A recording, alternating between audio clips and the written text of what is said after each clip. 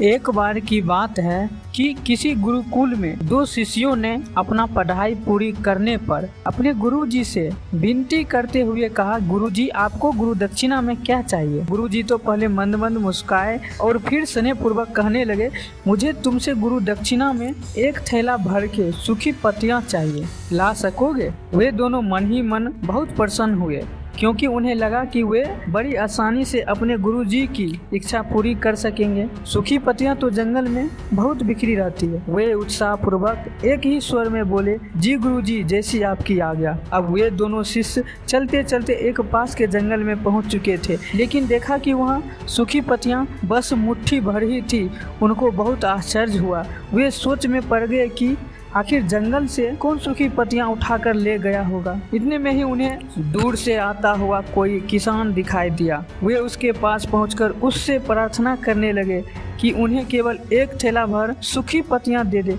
किसान ने उससे क्षमा मांगते हुए यह कहा कि वह उनकी मदद नहीं कर सकता क्योंकि उसने सूखी पत्तियां का ईंधन के रूप में पहले ही उपयोग कर लिया था। अब वे दोनों पास में बसे एक गांव की ओर इस आशा से बढ़ने लगे थे कि हो सकता है कि वहां उस गांव में उनकी कोई सहायता कर सके। वहां पहुंचकर उन्होंने एक व्यापारी को देखा तो बड़ी उम्मीद से उससे थैला भर सूखी पत्तियां देने के लिए प्रार्थना करने लगे, लेकिन उसने भी पत्तियां देने से मना कर दिए क्योंकि उस व्यापारी ने पैसे कमाने के लिए पहले ही उस पत्तियों का दोने बनाकर बेच दिए। लेकिन उस व्यापारी ने एक बूढ़ी माँ का पता बताया जो सूखी पत्तियां एकत्रित किया करती थी, पर भाग्य ने यहाँ पर भी उनका साथ नहीं दिया क्योंकि वह बूढ़ी माँ भी तो पत्तियों को अलग अलग करके कई प्रकार की औषधियाँ बनाया करती थी। अब निराश होकर वे दोनों खाली हाथ ही गुरुकुल लौट गए। गुरुजी ने उनसे प्यार से पूछा, पुत्रों ले आए गुरु दक्षिणा। दोनों सर झुकाकर बोले, गुरुदेव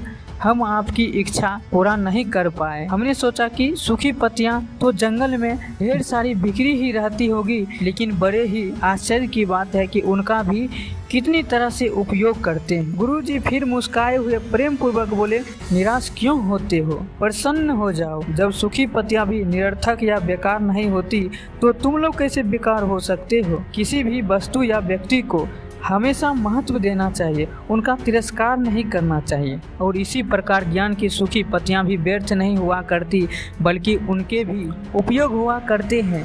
मुझे गुरु दक्षिणा के रूप में दे दो। दोनों शिष्य गुरुजी को प्रणाम करके खुशी खुशी अपने अपने घर की ओर चले गए। अब मुझे आप लोग से कुछ कहने की जरूरत नहीं है। आप लोग खुद समझ गए होंगे कि चींटी से लेकर हाथी तक और सुई से लेकर तलवार तक सभी का अपना अपना महत्व होता है।